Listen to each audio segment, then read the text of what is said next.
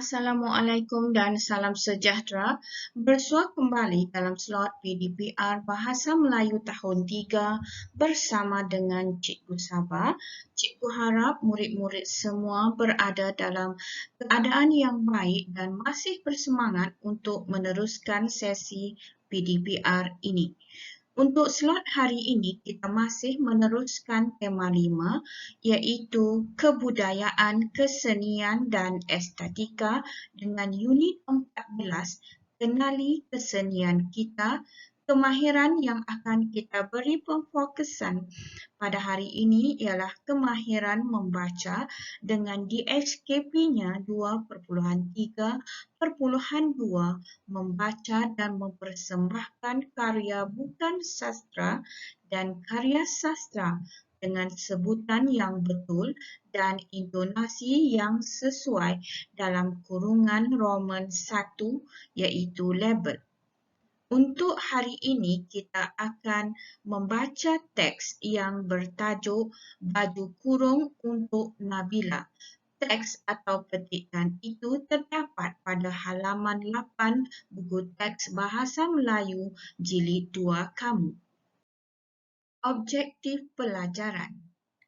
Pada akhir sesi pengajaran dan pembelajaran ini, murid-murid dapat membaca label dengan sebutan yang betul dan intonasi yang sesuai.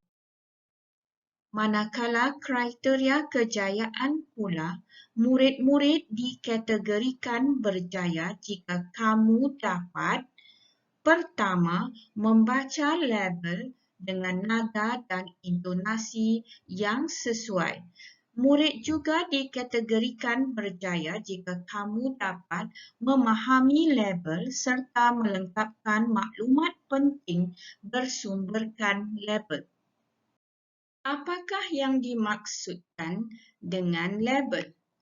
Adakah murid-murid faham apa itu label? Menurut Kamus Dewan, edisi keempat, label didefinisikan sebagai kepingan kecil kertas atau kad dan lain-lain yang dilekatkan atau ditampalkan pada sesuatu barangan atau benda untuk memberikan sedikit keterangan atau maklumat mengenai barangan atau benda tersebut. Adakah kamu faham dengan huraian ini? Jadi, apakah sebenarnya maklumat yang terdapat pada label tersebut? Maklumat pada label. Apakah maklumat yang boleh kamu perolehi daripada label sesuatu barangan? Antara maklumat yang boleh kamu temui pada label barangan ialah harga barangan. Harga barangan biasanya dinyatakan dengan jelas pada sesuatu label barangan. Kemudian, kamu juga boleh menemui kandungan bahan yang digunakan dalam sesuatu barangan. Jika barangan tersebut merupakan barangan makanan atau barangan minuman, pada bahagian label akan dinyatakan secara terperinci mengenai ramuan serta bahan-bahan yang digunakan dalam proses penghasilan barangan makanan dan minuman tersebut.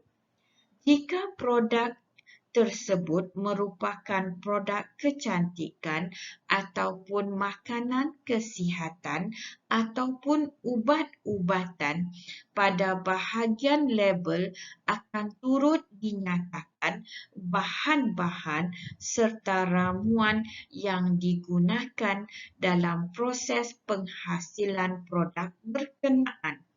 Selain daripada kandungan bahan, kamu juga boleh menemui logo halal ataupun logo siring pada label barangan tersebut. Logo halal menunjukkan barangan yang kamu beli atau kamu gunakan adalah halal menurut hukum syarak. Kemudian logo sirih pula merujuk kepada barangan elektrik yang kamu beli ataupun produk tersebut sama ada memenuhi standard piawaian yang telah ditetapkan. Seterusnya, pada bahagian label juga akan dinyatakan cara penggunaan barangan tersebut, baik barangan tersebut merupakan barangan makanan ataupun minuman ataupun makanan kesihatan atau ubat-ubatan ataupun produk kecantikan, akan dinyatakan secara terperinci cara penggunaannya pada label barangan tersebut. Cara perawatan biasanya merujuk kepada barangan yang berupa barangan kulit ataupun pakaian. Pada label barangan-barangan ini akan dinyatakan cara merawat barangan tersebut agar lebih tahan lama dan boleh digunakan semaksima yang mungkin. Selain daripada itu, kamu juga boleh mendapati tarikh luput barangan tersebut pada sesuatu label barangan. Kamu juga dapat menemukan cara menyimpan barangan tersebut pada bahagian label barangan. Pada bahagian label ini akan dinyatakan cara terperinci supaya kamu dapat menyimpan barangan tersebut agar lebih tahan lama serta boleh digunakan dengan baik dan efektif. Akhir sekali, pada label barangan juga terdapat syarikat pengeluar barangan tersebut beserta dengan nombor telefon yang boleh kamu hubungi jika kamu memerlukan barangan berkenaan. Baik. Seterusnya, mari kita lihat contoh-contoh label yang biasa kamu temui dalam kehidupan kamu sehari-hari. Antaranya adalah label pada kotak susu, label pada makanan dalam tin, label pada alat pemadam kebakaran, label pada bungkusan roti, label pada bungkusan makanan ringan dan label pada bungkusan makanan sejuk beku. Kesemua label yang terdapat dalam gambar ini merupakan label yang dicetak secara langsung dalam proses pembungkusan makanan tersebut ataupun dalam proses pembuatan produk ataupun dalam proses pengetinan serta dalam proses mengisi barangan tersebut dalam kotak seperti susu kotak ini.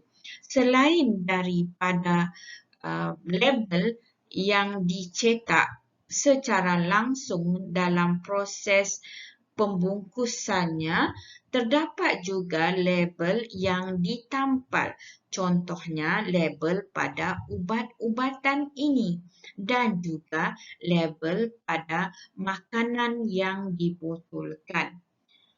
Tetapi terdapat juga satu label yang dijahit setelah produk tersebut siap dihasilkan. Misalnya, label pada pakaian ini. Jadi, label apakah yang akan kita pelajari pada hari ini? Mari kita semak slide cikgu yang seterusnya. Cikgu harap murid-murid semua sudah bersedia dengan buku teks Bahasa Melayu Jilid 2 kamu. Sila buka buku teks kamu pada halaman 8 supaya kita dapat bersama-sama membaca label dengan sebutan yang betul dan intonasi yang sesuai bersumberkan petikan baju kurung untuk Nabila. Mari kita baca teks ini bersama-sama dengan cikgu. Baju kurung untuk Nabila. Ibu Nabila baru pulang dari Kuantan Pahang. Ibunya telah membelikan sepasang baju kurung Pahang berwarna biru untuk Nabila. Nabila membelek-belek label pada baju kurung tersebut. Nabila mencari maklumat tentang maksud simbol pada label tersebut. Baik, baju kurung Pahang ini merupakan hadiah daripada Ibu Nabila kepada Nabila. Nabila telah membelek-belek baju kurung Pahang ini pada bahagian labelnya dan menemui beberapa simbol. Mari kita semak simbol-simbol tersebut dan maklumat-maklumat yang diperolehi oleh Nabila mengenai simbol-simbol itu. Paparan berikut menunjukkan simbol-simbol yang ditemui oleh Nabila pada label baju kurung Pahang yang dibeli oleh ibunya. Baik, ini merupakan label baju kurung. Pada label ini terdapat 5 simbol. Jadi simbol-simbol ini Nabila telah berinisiatif mencari maklumat mengenai maksud simbol-simbol tersebut dan maklumat-maklumat itu ada dipaparkan di sini. Mari kita baca maklumat mengenai simbol-simbol itu satu per satu. Maklumat yang pertama adalah berkaitan dengan suhu. Mari kita baca keterangannya. Angka 40 darjah Celsius menunjukkan suhu air yang disarankan. Jadi, untuk tujuan membasuh baju kurung Pahang tadi, air yang disarankan, maksudnya suhu air yang disarankan hanyalah 40 darjah Celsius sahaja jika Nabila hendak membasuh baju tersebut. Nabila tidak boleh menggunakan air yang mempunyai suhu lebih dari 40 darjah Celsius. Sebab apa? Sebab jika Nabila menggunakan air yang mempunyai suhu yang lebih tinggi, mungkin pakaian Nabila atau mungkin baju kurung tersebut warnanya boleh luntur ataupun rosak ataupun mungkin mengecut. Ya. Baik, kita sambung lagi. Jika terdapat gambar tangan, pakaian tersebut hanya boleh dicuci dengan tangan. Macam mana rupa gambar tangan tu? Okey, gambar tangan tu macam ni rupanya. Ya, bekas air, kemudian ada tangan. Tapi gambar tangan ni, label simbol ini tidak terdapat pada label. Bermakna Nabila boleh menggunakan mesin untuk membasuh baju kurung Pahang ini. Baik, kita lihat keterangan simbol yang kedua mengenai pengeringan. Ini simbolnya. Ini keterangannya. Tanda silang pada simbol ini pula bermaksud pakaian tersebut tidak boleh dikeringkan dengan mesin. Walaupun pakaian ini atau baju kurung ini boleh dibasuh menggunakan mesin, tetapi baju kurung ini tidak boleh dikeringkan dengan menggunakan mesin. Sebab apa? Sebab ada lambang silang pada simbol ini. Jadi Nabila tidak boleh mengeringkan dengan menggunakan mesin. Tetapi kalau lambang begini bermaksud boleh keringkan pakaian menggunakan mesin. Ada satu lagi simbol, cikgu rasa kamu perlu tahu. Simbol bulatan ya.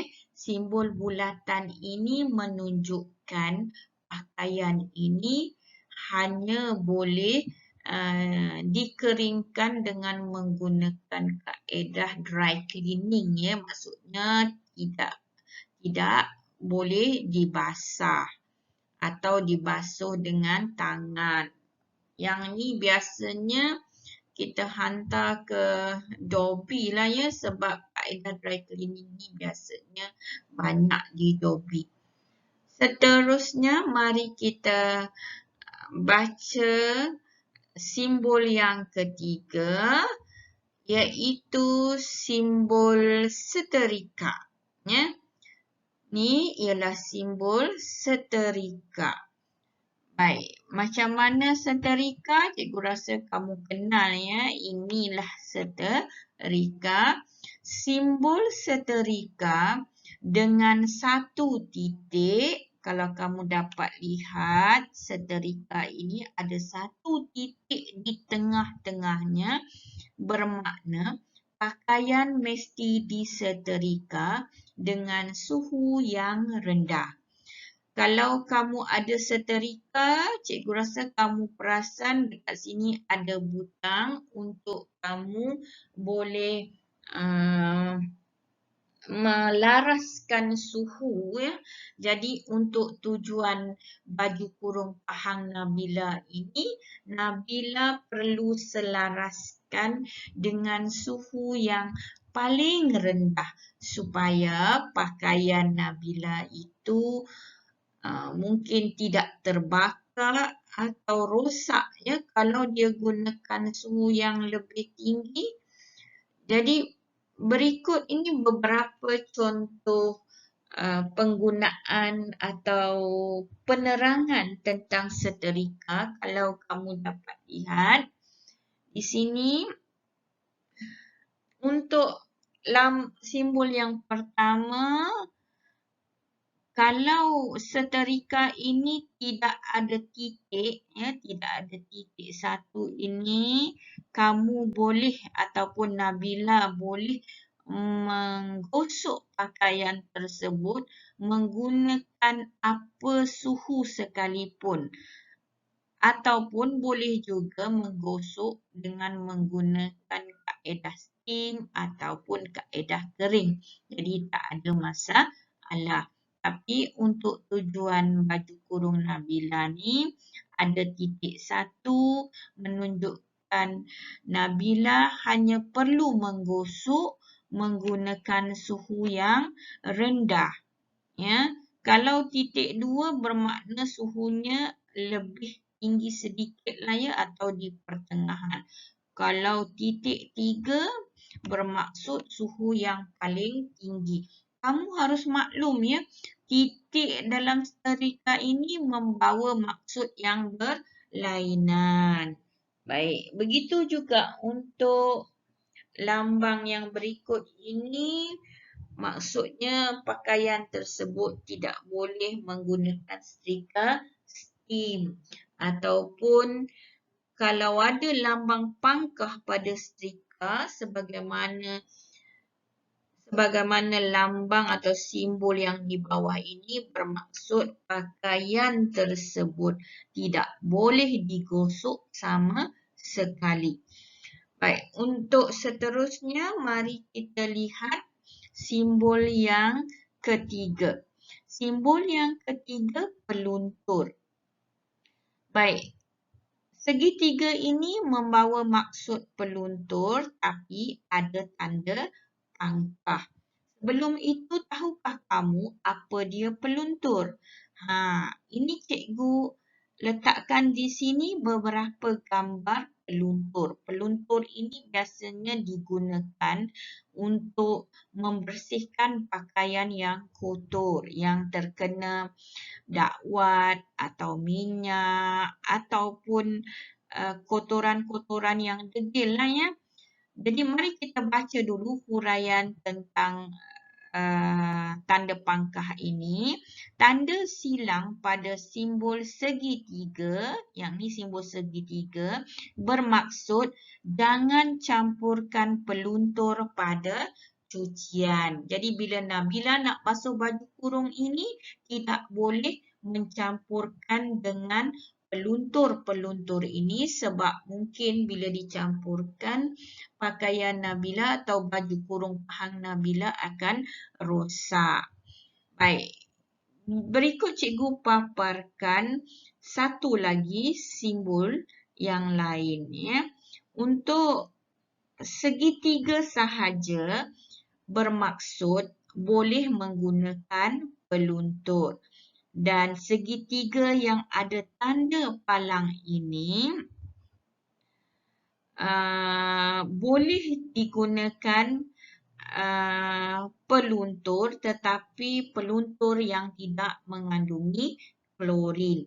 Tapi kamu kena ingat untuk baju kurung Nabila ini tidak dibenarkan menggunakan peluntur.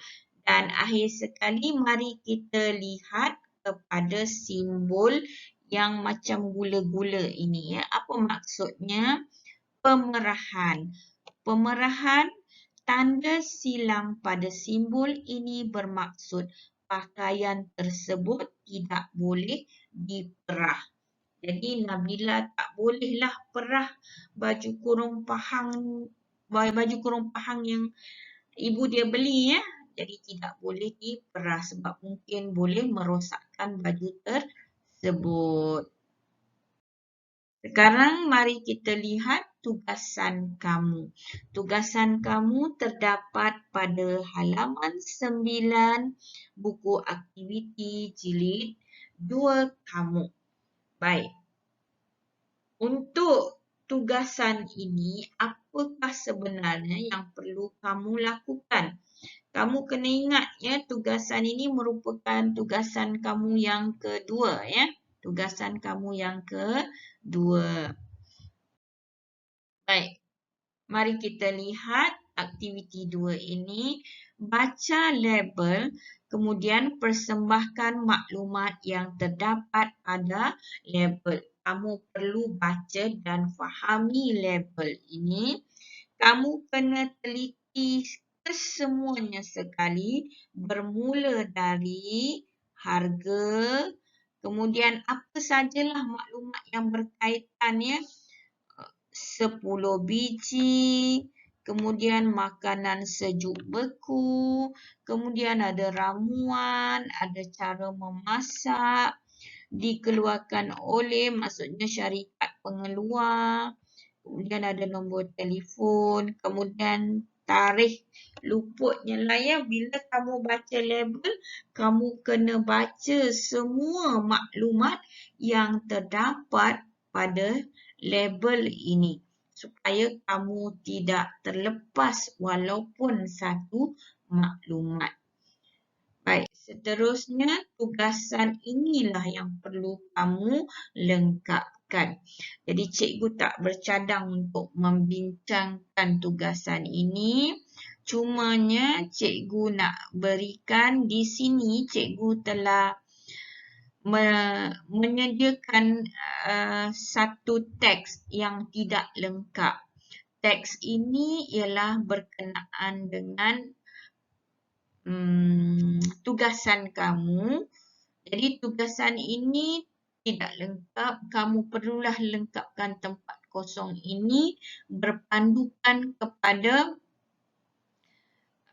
halaman, berpandukan kepada rajah yang terdapat pada halaman 9 ini pada bahagian atas. Jadi kamu lengkapkanlah tugasan kamu ini dalam buku aktiviti. Ini merupakan tugasan kamu yang kedua. Baik, tugasan kamu yang pertama, kamu perlu baca label pada muka surat 9 buku teks, rakamkan bacaan dan hantar ke GC atau Padlet. Kamu pilih mana-mana 3 label atau simbol. Maaf cikgu, bukan label ya. Kamu pilih 3 simbol daripada label baju kurung pahang yang dibeli oleh Ibu Nabila tadi. Kamu baca keterangannya, kamu rakamkan dan hantar ke GC atau Padlet.